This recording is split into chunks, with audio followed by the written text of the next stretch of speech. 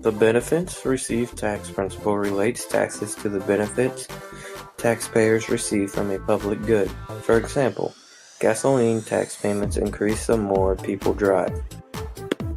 The second approach to taxes is based on the ability to pay tax principle. Those with a greater ability to pay are taxed more. Under proportional taxation, taxpayers at all income levels pay the same percentage of their income toward that tax. A proportional income tax is also called a flat tax, because the tax as a percentage of income remains constant. Under progressive taxation, the percentage of income paid in taxes increases as income increases. The federal income tax and most state income taxes are progressive, because tax rates increase as taxable income increases. Under regressive taxation, the percentage of income paid in taxes decreases as income increases, so the tax rate declines as income increases.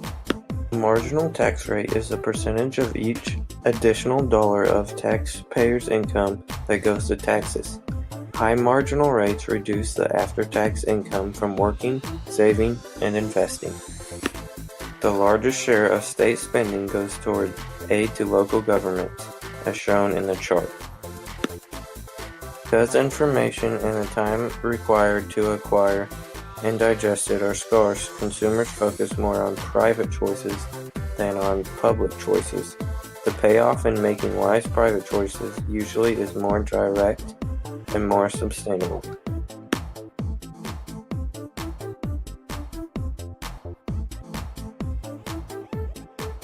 Potential output is the economy's maximum sustainable output in the long run.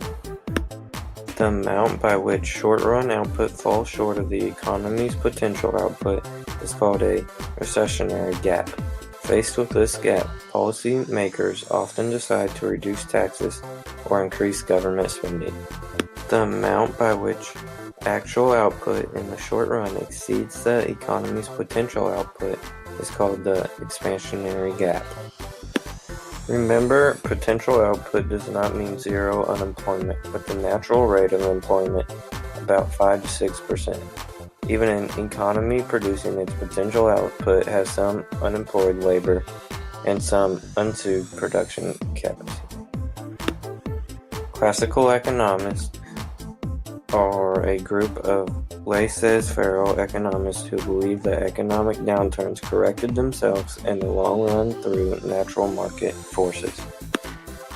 Discretionary fiscal policy requires congressional and presidential action to change government spending or taxing. These actions are designed to promote macroeconomic goals such as full employment and price stability. Most taxing and spending programs, once implemented, become automatic stabilizers. They automatically adjust the ups and downs of the economy to help stabilize disposable income. There is a recognition lag, which is the time it takes to identify a problem and determine how serious it is.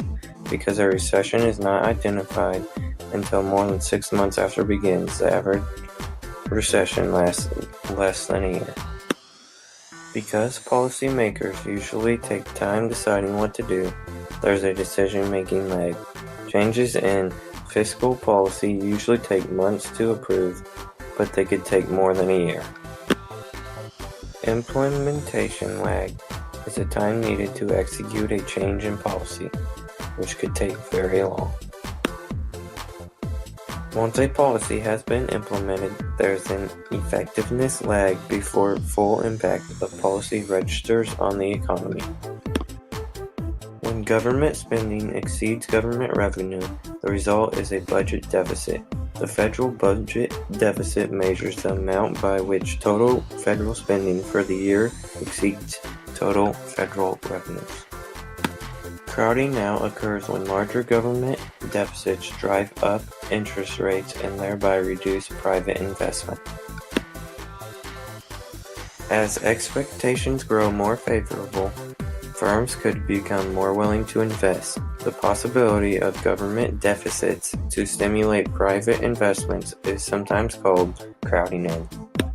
The gross debt includes U.S. Treasury securities purchased by various federal agencies.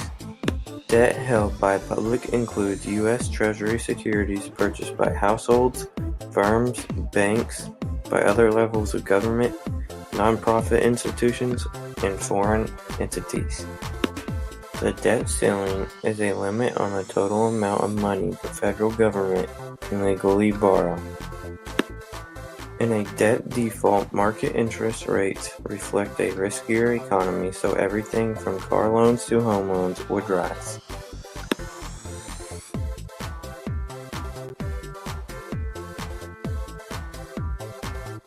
Number 1. A medium exchange, which is most important function. 2. A unit of account. 3. A store value. If the commodity money is perishable, as in corn, it must be properly stored or its quality deteriorates. The ideal money is durable. If the commodity money is bulky, exchanges for major purchases are difficult. For example, if a house costs 5,000 bushels of corn, many cartloads would be needed to purchase it. Some commodity money is not easily divisible into smaller units. For example, when cattle served as money, any price involving a fraction of a cow posed an exchange problem. If bushels of corn are all worth the same in exchange, regardless of the quality, people will keep the best corn and trade away the rest. Commodity money usually ties up valuable resources, so it has a high opportunity cost compared with, say, paper money. For example, corn that is used for money cannot at the same time be eaten. The ideal money has low opportunity costs. The supply and demand for commodity money determine the prices of all other goods. The supply or demand for the ideal money should not fluctuate wildly. Central banks are the oldest, largest, and most diversified of depository institutions.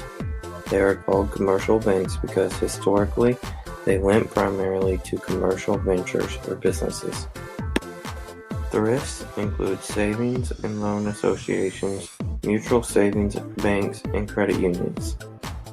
The narrow definition of money supply consists of currency, held by non-banking public checkable deposits and travelers' checks.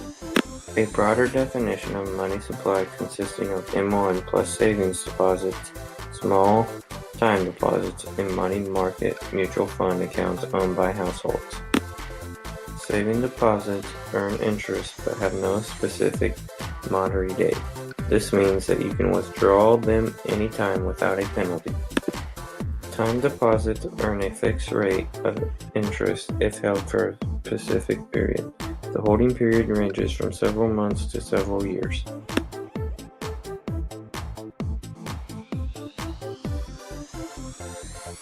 The dollar amount that must be held in reserve is called required reserves. Checkable deposits multiplied by the required reserve ratio. Excess reserves are bank reserves that exceed required reserves. Banks do not allow excess reserves to sit idle. Borrowed funds do not sit idle in checking accounts but are spent. The public does not choose to hold some of the newly created money as cash.